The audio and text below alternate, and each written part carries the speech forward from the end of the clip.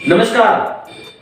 ब्राह्मण इंटरनेशनल के खास प्रोग्राम ब्राह्मण संवाद में आज बात करेंगे पंडित ओपी शर्मा जी से। जानने की कोशिश करेंगे ओपी शर्मा जी समाज के लिए किस तरीके से कारगर साबित हुए हैं, इनके किन क्रियाकलापों के तहत समाज इनसे लाभ ले सकता है। और हमारे युवा खास करके शर्मा जी बच्चों पे काम करते हैं, तो बच्चों के लिए कितने प्रेरणादायी हो सकते हैं।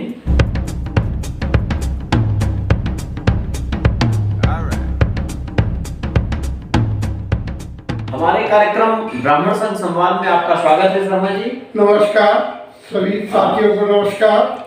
शर्मा जी हमारे दर्शकों को बताइए, बच्चों पे तो बड़ा जबरदस्त का अनुभव आपका रहा है। 45 साल से बाल भवन में आपने नौकरी भी किया, कुछ देश के बाहर भी गए बच्चों को लेके।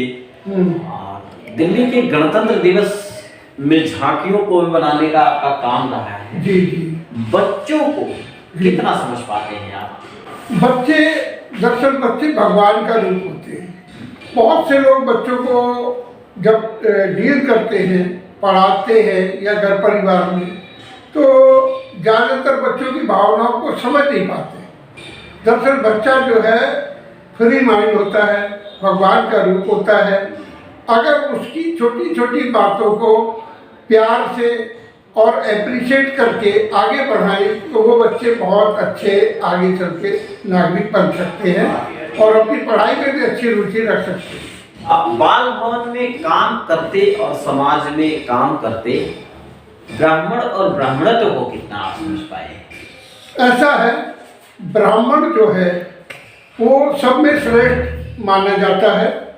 यही एक गुण है उसका विशेष कि भगवान परशुराम जी के जो शिक्षा आदेश हैं उनका पालन करते हुए आगे बढ़े।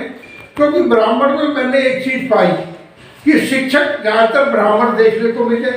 आज के भौतिक युग को छोड़ दीजिए, शुरू से ब्राह्मणों ने शिक्षा देने का काम किया है। आज भी जो ब्राह्मण टीचर है वो समर्पित भाव से काम करते हैं। और दूसरा उनका समाज के सब वर्ग को बराबर की दृष्टि से देखने का एक नज़रिया होता है। और दूसरा, ब्राह्मण अध्यापक हो या ब्राह्मण गुरु हो, उसके अंदर एक बात होती है कि अगर कोई गलती या गलत बात अपना सगा भाई भी करे तो उसको भी टोकने की हिम्मत होती है। जिसका उदाहरण मैंने देखा कि ब्राह्मण पहले राज दरबार में होते थे, लेकिन वो राज दरबार में अगर राजा भी कोई ऐसा कार्य करता था जो नीति के खिलाफ होता था तो उसको शिक्षा देने के लिए ब्राह्मण अपनी अडिगता के साथ अपनी बात को समझाने की कोशिश करता था। आपके काम करने में जब तक आप सर्विस में रहे, इन व्यवस्थाओं में रह के ब्राह्मण हित को कितना आप देख पाए हैं, समझ पाए हैं, और क्या होना चाहिए? देखिए, आजकल जगह जगह आरक्षण की बात चलती है, लोग आरक्षण में उलझ जाते हैं। लेकिन ब्राह्मण और ब्राह्मणों के बच्चे कभी उन्होंने ये इस चीज़ को नहीं देखा कि हमें कोई संरक्षण मिले या कोई हमें आगे बढ़ाए।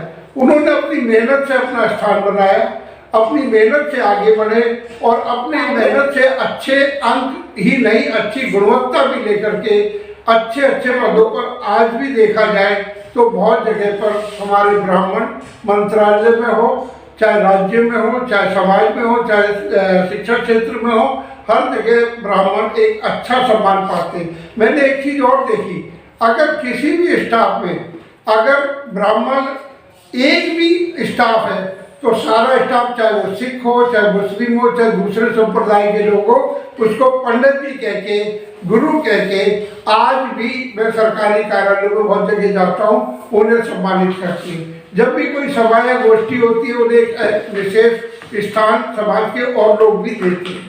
आपको भारत की सरकार के संस्कृति मंत्रालय ने मंगोलिया, चीन और अनेकों देशों में, थाईलैंड जैसे देशों में भेजा और आपने देश का प्रतिनिधित्व किया बच्चों के साथ में, और एक बहुत बेहतरीन प्रदर्शन विदेशों में भी आपका रहा। ऐसा जाने में आप किसका योगदान किस तरीके के मानते हैं, कैसे?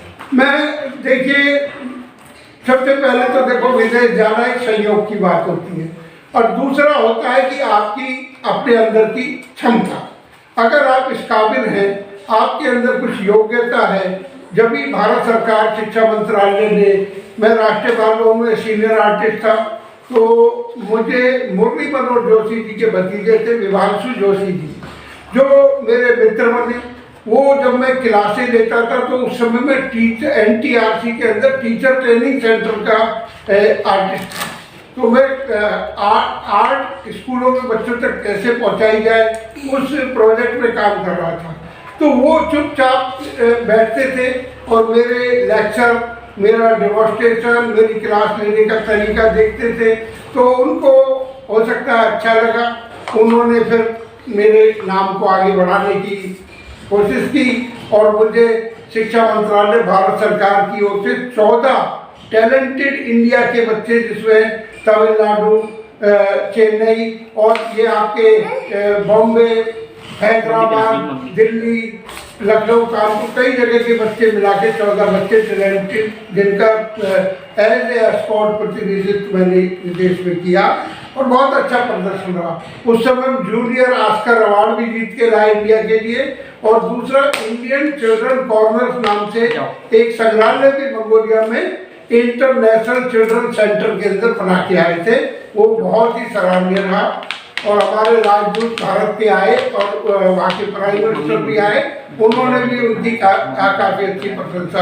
आपका एक कलेक्शन है, हमने देखा है मैच बॉक्स का,